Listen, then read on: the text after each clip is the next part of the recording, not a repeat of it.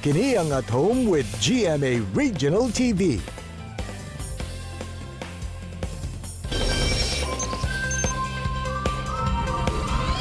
Mga kapuso, suri kita sa Mindanao Art Fair 2021. This morning, atong makauban ang isa sa mga head curator sa mga event na si Sir Jeff Pangot.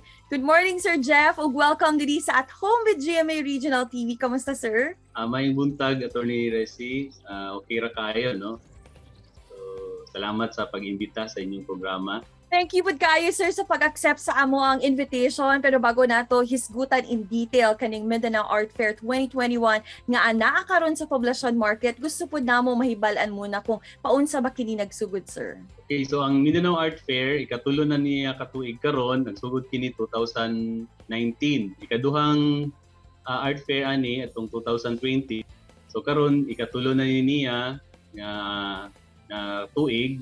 Then karon ang ato ang venue is kaning sa Poblacion Market Central. Unsa pud ba ang goal sa pagbugna ani na art fair, sir?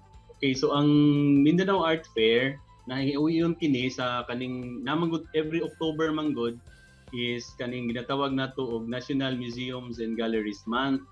So ang National Commission for Culture and the Arts, ang NCCA, na siya ay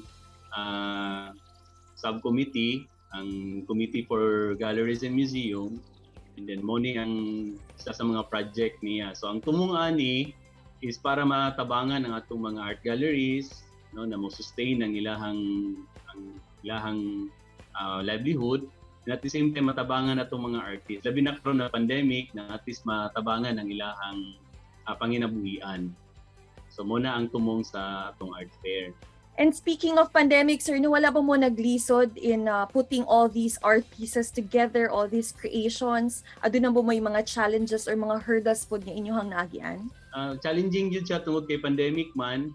Una, dili tanan mga napupugdaan og pasaylo sa mga tao na dili tanan makabisita tungod kay nakalimit ang ato ang guest na unsa lang tong allowed sa ato ang based sa mga protocols, no, mga health protocols nato.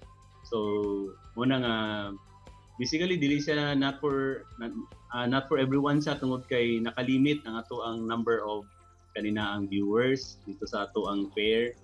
Ikaduha na siguro mga kakulian ni ani is ang kanang pag-send sa mga artist participants sa ilahang mga artworks tungod kay Mindanao Art Fair man natay mga participants from places like Zamboanga, Iligan, Dipolog, from Cotabato, Cagayan, no? Halos tanang lugar sa Mindanao mag-send og mga artworks dire. So isa po na sa mga challenges nga among gina-overcome. So but in God's grace na hitabo man gyud ang fair, then dayon gyud, no? So na send nila ang artworks dire, and then karon ang amo na lang concern is kanang makontrol ang crowd na dili ta makalapas sa ato ang mga health protocols. Siyempre, excited na kayo na makabisita sa art fair, sir, kay ubay-ubay na po ng mga posts ang among makita sa social media. Pero sa mga gusto mo bisita, paunsa man makaadto dito, sir, o pwede ba namon ni mahibalan? Okay, so ang pag-adto sa art fair, kinahanglan sa mga gusto mo tanaw sa or mo salmot sa art fair na magpa-online register. So naman tayo online registration, makita kini sa www.mindanaoart.org. So kanimo niya atong website na intended para sa atong art fair, no? So magpa-reserve lang sila.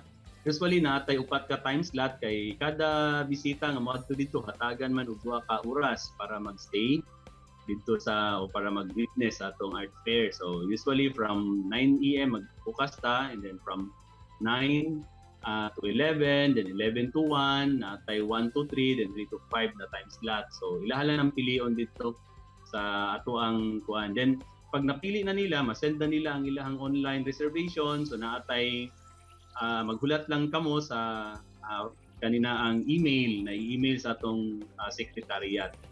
So pag naka-receive na mo og email, then na dito QR, meaning pwede na mo. Usahay pod ang email nga maabot sa inyo is katong na-denied tungod kay fully book na ang time slot nga inyong gipili. So pasensya na gyud kaayo, no, kay wapod mi nag-expect nga inana ka kusog ang ato ang fair karon, then daghan gyud kayo ang gusto mo tan-aw or mo. Unsa pud ba ang inyong mga guidelines nga gipatuman? Basic protocol, so kinahanglan pag moadto ka didto, wala kay katong mga basic na mga mga signs and symptoms sa COVID-19. So dapat sipon, kalintura, uban pa. And of course, kinahanglan magsuot og mask, magsuot og kanang face shield upon entering. So sign po ka dito. But of course, dili gyud ka makasulod without the QR. Sa inyo, sir, isip organizer ani nga event unsa imuhang na-feel nga ginadayo gyud kini sa mga tao? Grabe, no? So actually na-amaze pod mi sa reaction sa mga tao, no? Kay karon grabe ka trending ang atuang event. If you browse the internet sa Facebook, grabe ang kakusog sa art fair nato. So kani patunay na despite sa pandemic naata eksista. Then gina-buyout gihapon dahil sa mga tao. Munang happy kay mi. Halos everyday na i-sales ang atong art fair. Lastly, sir, please invite everyone na mobisita sa Mindanao Art Fair. Invite na ako ang mga Davaoenyo, mga taga Mindanao na i-visit kung kaya, no, mo sa Davao, na i-visit ang ato ang art fair. Kung dili kaya tungod sa mga restrictions na atay online na exhibitions, so makita ni tanan sa ato ang Facebook page, ang Mindanao Art Facebook page o atong mindanaoart.org na page.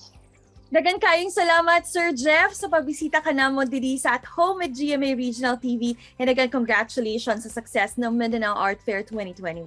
Kini ang At Home with GMA Regional TV.